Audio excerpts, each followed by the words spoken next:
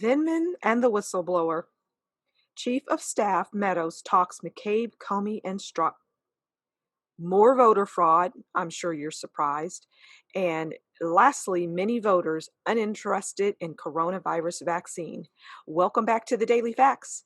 All right, let's get into it. The first thing I want to do is play the statement from Lieutenant Colonel Vindman. And he was part of the whole Russia and the impeachment hearing. So let's first listen to his opening statement. The first minute or so, he talks about his career and the roles that he's played throughout his career, and then we'll get into him talking about the call. So let's go ahead and get started. Mr. Chairman, ranking members, thank you for the opportunity to address the House Permanent Select Committee on Intelligence with respect to the activities relating to Ukraine and my role in the events under investigation. I've dedicated my entire professional life to the United States of America. For more than 2 decades, it has been my honor to serve as an officer in the United States Army.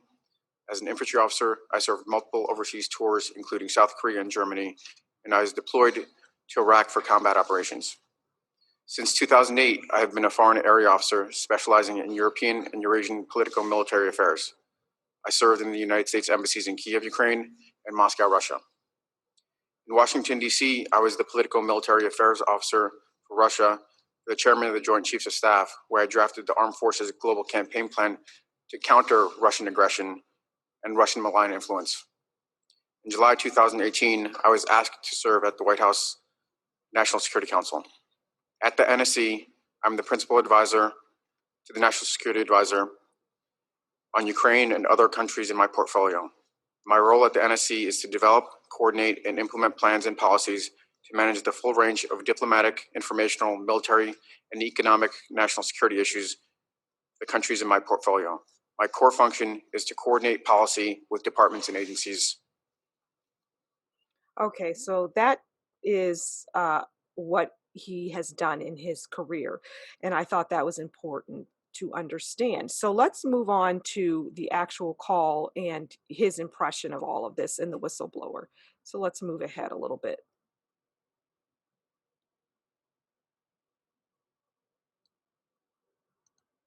I was the staff officer who produced the call materials and was one of the staff officers who listened to the call. The call was positive, and President Trump expressed his desire to work with President Zelensky and extended an invitation to visit the White House.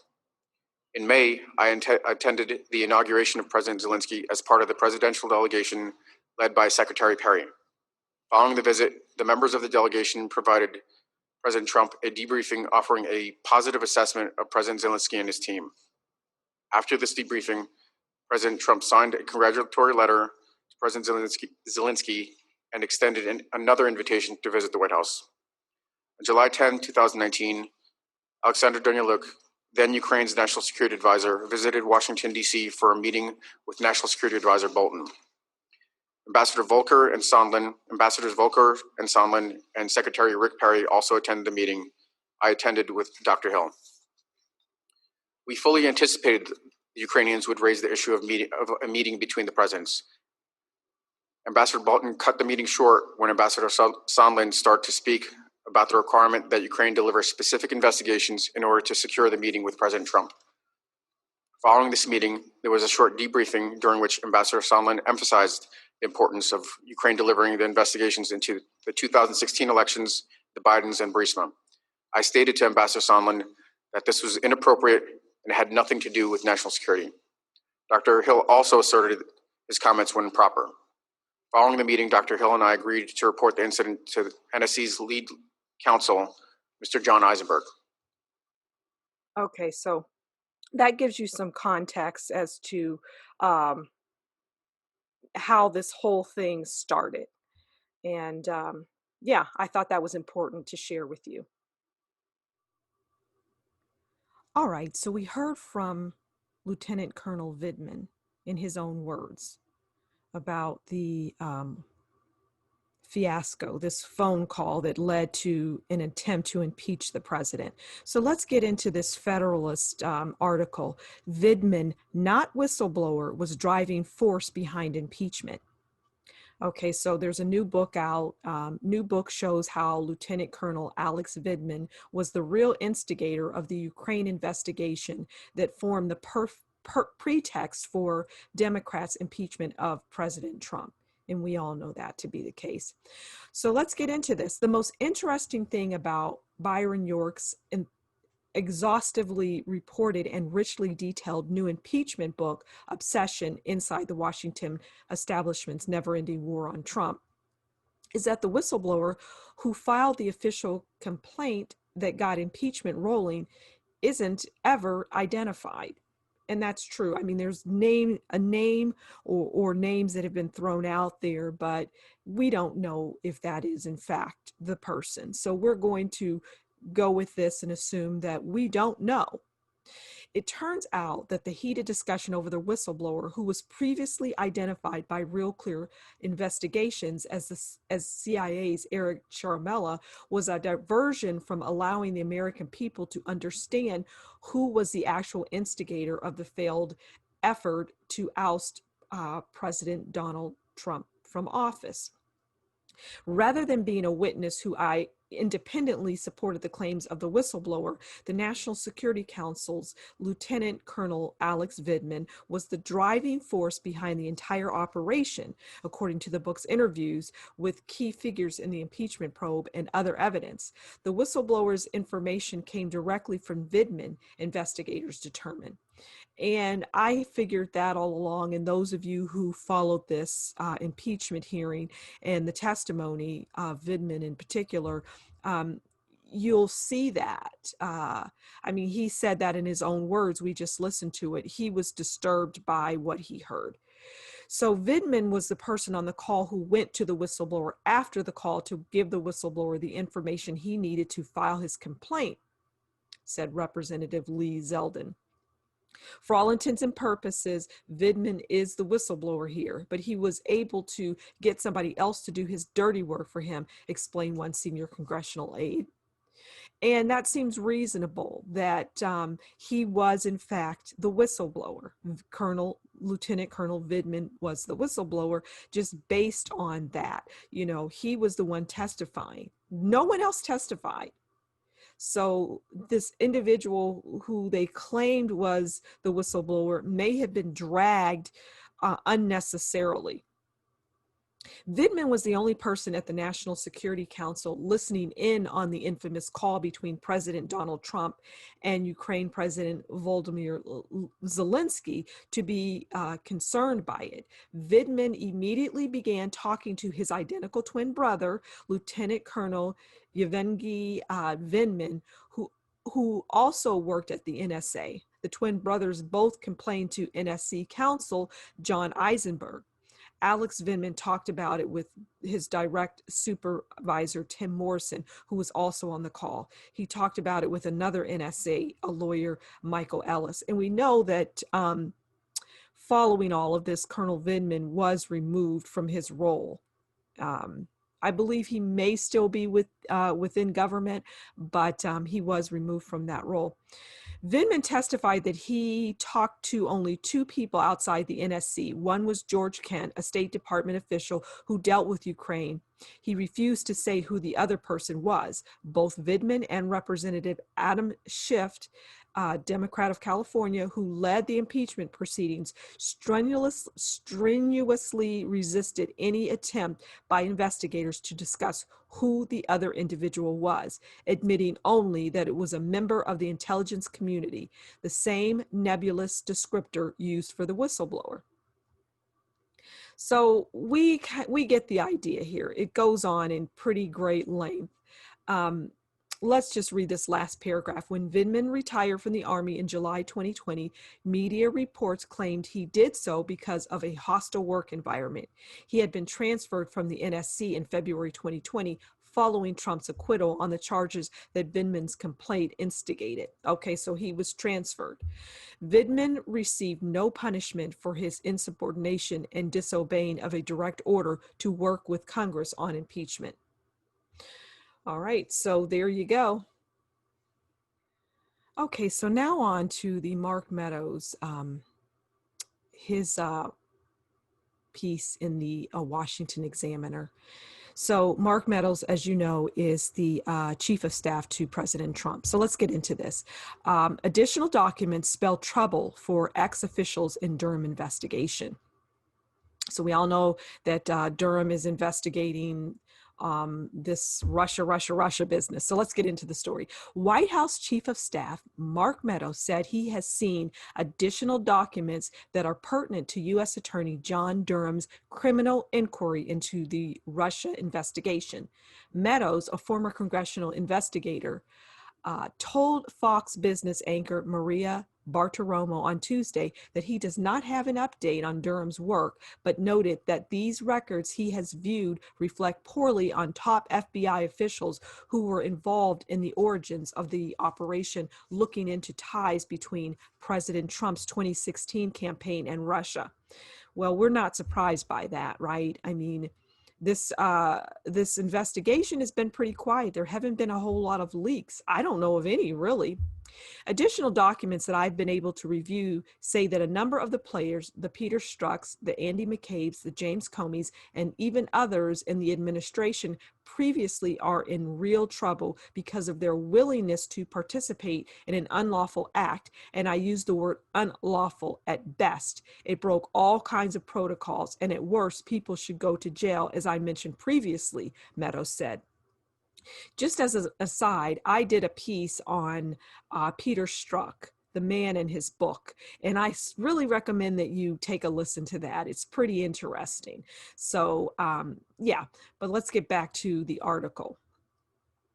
So far, Durham has charged one person with criminal wrongdoing in his investigation. A FBI lawyer, Kevin Kleinsmith, pleaded guilty last month to false statements, charged for fraudulently altering a CIA email during the process of the Bureau seeking a court's permission to renew an order to wiretap former campaign advisor. That was, oh gosh, Carter Page, the advisor that they're talking about. And I also did a piece on him, and it's still worth listening to because it gives you the detail. I go through and read his indictment, and you just wonder what goes through people's minds when they do these things. At any rate, yeah, that Kleinsmith, he pled guilty, and he'll be being sentenced, I think, in December, later this year. Meadows was interviewed after Strzok, the former FBI agent who helped open the counterintelligence investigation into the Trump campaign in the summer of 2016, has defended the Bureau's inquiry and argued the president was compromised by Russia during a media blitz for his new book. And again, I go over that in that piece I showed you on my YouTube channel. And I read an excerpt from his book. It's a lot of hypocrisy, and he's trying to keep the narrative going, him being Peter Strzok. So, you know,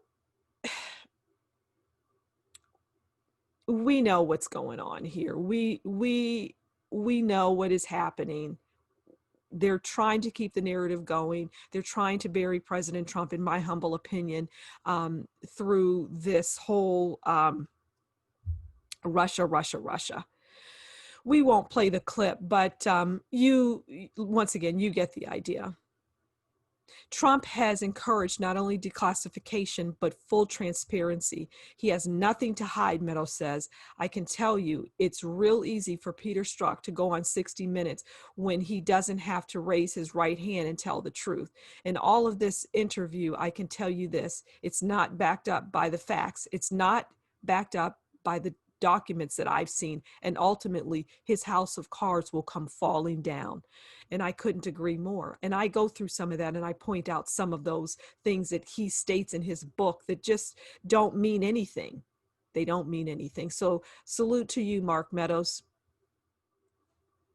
All right, so speaking of people getting caught, 1,000 people caught double voting in primary may face charges, says Secretary of State. Wow. Okay, this is from the Washington Examiner. The 1,000 residents of Georgia who were caught double voting may face prosecution, according to a top state official. Georgia's Secretary of State Brad Raffensperger announced on Tuesday that his office and local prosecutions would investigate and, if appropriate, bring charges against those who voted twice during the primary election in June. Those people cast their votes with an absentee ballot and then voted in person on the day of the election.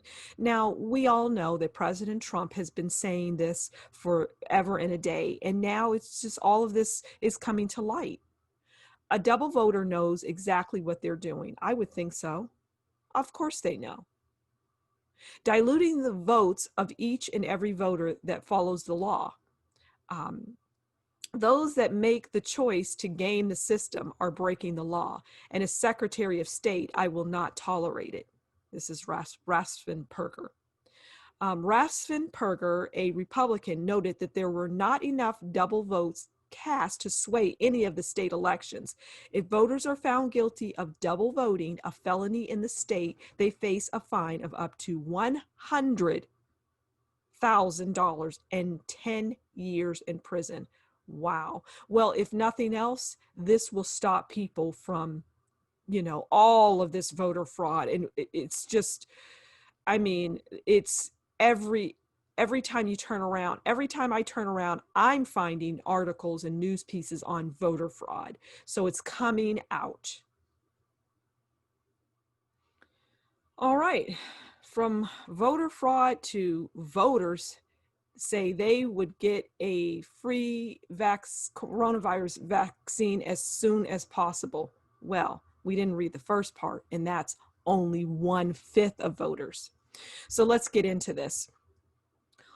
Only 1 out of 5 voters said they would get a free coronavirus vaccine as soon as possible if one became available, the majority indicating they would consider it, but ultimately wait it out.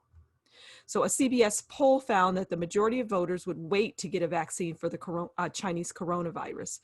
58% said they would consider it, but ultimately wait to see what happens, whereas 21% said they would get one as soon as possible, representing an 11-point drop from the 32% who said the same in July.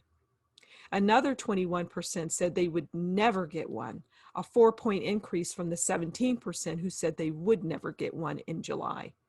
Notably, a majority of Democrats, 63%, also indicated that they would wait it out compared to the 25% who said they would get the vaccine immediately. They could have something to do with general trust in Trump, as 47% of voters expressed trust in Joe Biden to make sure a safe vaccine is available, compared to 34% who said the same of Trump. Or they could also be concerned because in this country, nothing ever moves that fast. Bureaucracy is real and it takes forever. It moves very slow. So the fact that this is something that was created in a matter of months and not years could also have people concerned. The survey found also voters growing increasingly skeptical of the development of an effective and safe vaccine. Right. 65% of voters indicated that they would initially view a vaccine offered this year as a rushed through, compared to the 35% who said they would initially think of it as a scientific achievement. Well, we get the idea here, right? People have their concerns, and they have expressed them here. So we'll see what happens as this unfolds, because I did another piece a while back and it talked about how governors needed to prepare their states for a rollout, I believe, of this vaccine by November 1st. I'm not exact on that date, but I do know that it was prior to the actual election. So at any rate, thank you for stopping by the Daily Facts. I do hope you enjoyed, and please do like, share, subscribe, and leave a comment. Take care, and we'll talk to you again soon. Bye.